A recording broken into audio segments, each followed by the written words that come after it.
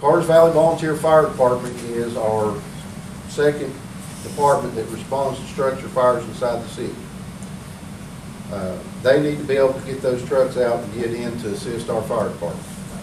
The second thing that the Ruatan does over there is they are a designated Red Cross shelter that has been used in the past, as well as our fire department.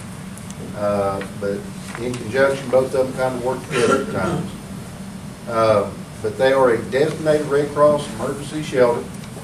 A lot of times when the power goes off, they open that shelter up, provide people with a place to stay, food to eat, things like this.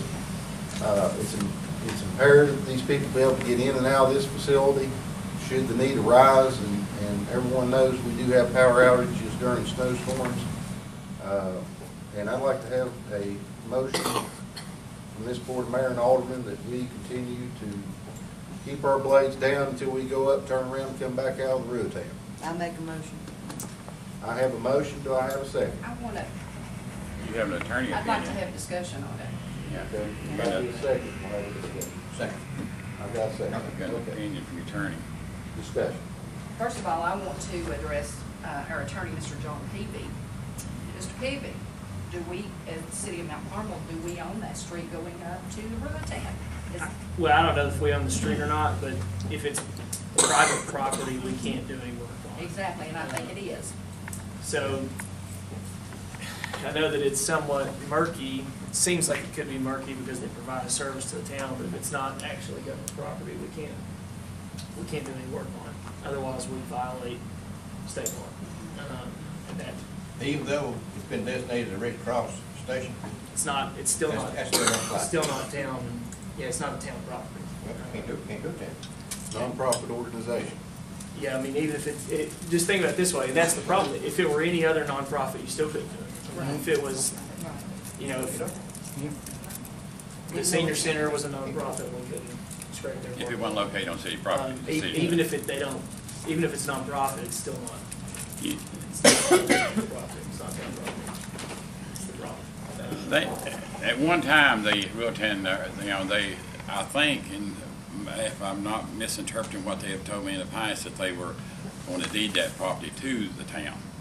And, if the town, if they were to do that, the town can work out some kind of lease program like we did with the EMS building, for 30 years, $1, then it'd be town property, and then they could do it. That's the only way I see legally you could do it. That might be something that you and Mr. Carter. the mayor might want to broach them about, just going ahead and giving us the land, and then we could rent it. Lease it back to them for 30 or 50 or 100 years or whatever they need. An option that you and the city. For $1 might or want something to like that. just to look at. 99 years.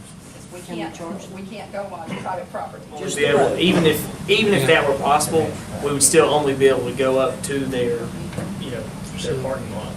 For instance, it's the same way that we don't scrape church parking lots. They're nonprofit organizations as well, but you can't even take town property. You can't use town labor for the benefit of any kind of private organization.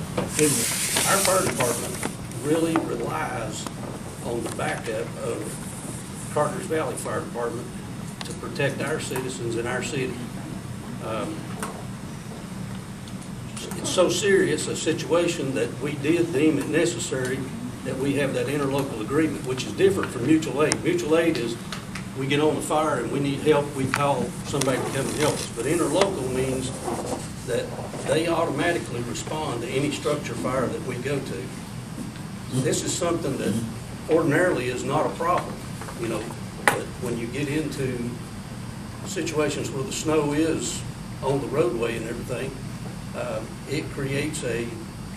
it actually creates a hazard for the people in our town. It's located in our town, but it creates a hazard for the people in our town should there be a fire and they can't get out. If we don't clear the roadway, somebody's house could burn down. Somebody could die in that house simply because we couldn't get back there. Turn around that part. The common sense With factor. respect, Chief Jackson, and I know where you're coming from. You're in the market of saving, in the business of saving lives.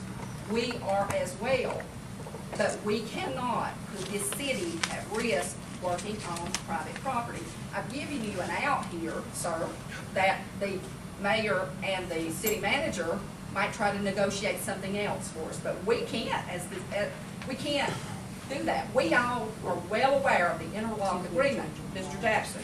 However, we can't go and work on private property. So there is an alternative here if you will let our manager and our city manager and our mayor go to see if he can work something else out.